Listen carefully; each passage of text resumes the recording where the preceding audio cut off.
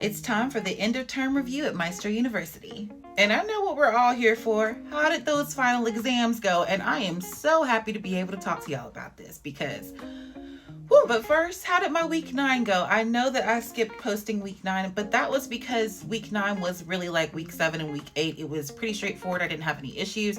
So I didn't feel like I needed to post anything. I thought that I could just add it on to the exam video, which I am doing now. So yeah, that just covers week 9. Let's go ahead and get into these exams. So we have a total of 3 exams that we had to complete, and of course, 1 for each class that we took. And because we ended with psychology, I figured psychology was most fresh on my brain. And because the courses were so easy, the classes were so easy for psychology, I figured it would be the most easy to accomplish as well. So I went on ahead and accomplished that one first, and that was straightforward. It was 9 questions, multiple choice. 2 questions were something that you had to write, but it wasn't too lengthy. And it was very much set up in a style that we were already learning in. So exactly how we were learning was exactly how we completed the exam, and exactly how our end of week reviews were is exactly how our exam was. Everything lined up perfectly. So I didn't have any issues with that. I'm very confident that I passed my psychology. As far as the other 2 courses, the Python courses, let's get into that. Y'all, that Python exam made me cry. I'm not even gonna lie to you. It made me cry. It made me curse. I was frustrated, and yeah, I was about ready to quit because that was a very, very frustrating process for me. And let me tell you why it was so frustrating. We were told that the test was not about memory, it was about problem solving.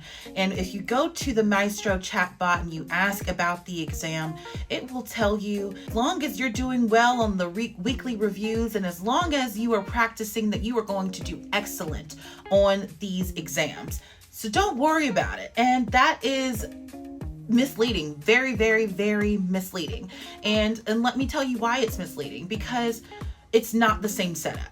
The weekly reviews allow you to take the exam as many times as you need to. You can use outside resources. You can use your notes. You can take it as many times as you need to, and you get feedback each and every time. When they give you your grade, it tells you what could have been improved and what you can do to higher your grade the next time. And it's not timed. You have unlimited time.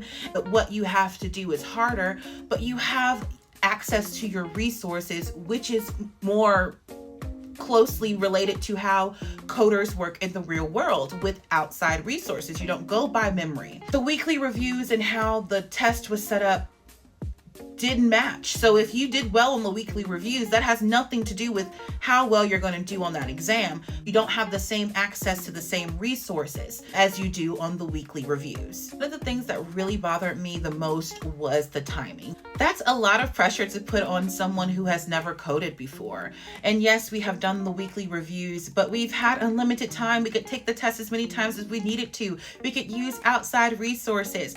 It was so different than what the actual test was. So no, I wasn't prepared going in. Even if I did the practice tab, that did not prepare me for what the test actually wanted me to do. Let's say the test takes you, it gives you only 2 hours, which sounds like a lot of time in theory, but if you're a new coder trying to understand this new language and write out your code and trying to go over it, make sure every piece is working and testing, and you have issues, let's say each part, you have 4 parts and each part takes you 30 minutes to complete.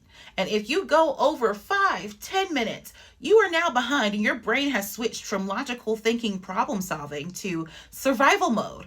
And now you can't think. Your test is going to be drastically affected by the fact that now you're rushing against the clock. You're not even trying to do the work at this point. You're just trying to survive. And let's be honest, we've only had 6 weeks of Python training, and really only 3 weeks of hands-on Python training. And then the other 3 weeks was conceptual learning. So we've only had this 6 weeks of training for this, and then we are given this almost impossible task. And I don't want to say that it's impossible, because it's not impossible, but it is going to be very difficult for someone that is a beginner. It's not going to be difficult for someone who has knowledge of code, who already is able to think like a coder because they're maybe intermediate, but not as a beginner coder. And if you're like me and listened to the moderators and listened to the chat bot that said that it was not about memory and it was about problem solving, when you were doing your lessons, you weren't worried about trying to memorize the code or anything like that, because it was not going to be about memory. But you have to have a base level of memorization, a base level of memory for this. And I'm not saying memorizing the code, but you have to have an idea of where to put your loops and how to validate. There's so much that I want to talk about, and I probably will make a separate video on this, because I don't want to sound like I am bashing the school, because I am in no way bashing Maestro, because I absolutely love Maestro. I love how the lessons are taught, but there is a really big gap or disconnect between the lessons and the exam. And I would like for that to be closed for not only myself, but for future students as well, and for my fellow cohorts. It's very hard to try to learn or try to complete a test in an unrealistic environment for a beginner. Those of you wondering, you are allowed to use Maestro's chatbot during the exam, which is great, but it is very limited. It only allows you to get like the syntax.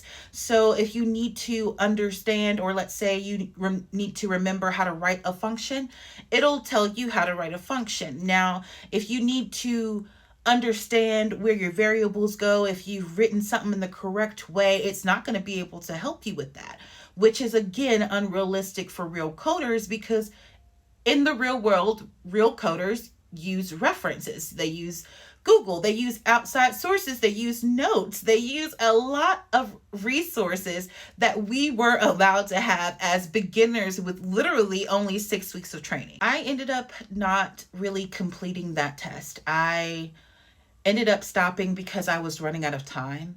And I was so frustrated. As I said, I was fussing, I was cussing, I was very upset.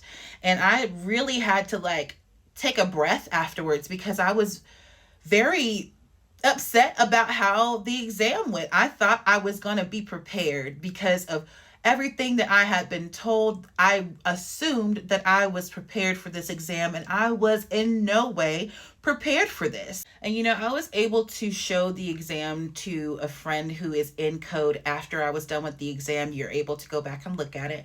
So I had showed her the code, showed her what our requirements were, and she was like, this is definitely for an intermediate coder, someone who's probably been doing this for roughly, maybe 12, 18 weeks, but not 6 weeks, and not just really 3 weeks of hands-on like training. I also asked Maestro, do you think that this exam was a beginner level exam? And he said no, because it is not. So to answer your question, did I fail? I absolutely failed. I failed the first one, and I'm pretty sure I failed the next one, but I'm not 100% sure. I did better on the second one. That test was a whole lot easier. It was simpler, more on the level of a beginner. So that one was really, really good. Probably still failed it, but I most definitely failed the first one. I'm gonna have to make a part 2, y'all. So go ahead and drop your experiences with this exam in the comments below, because I need to hear them, okay? I need to hear them. But part 2 is coming soon.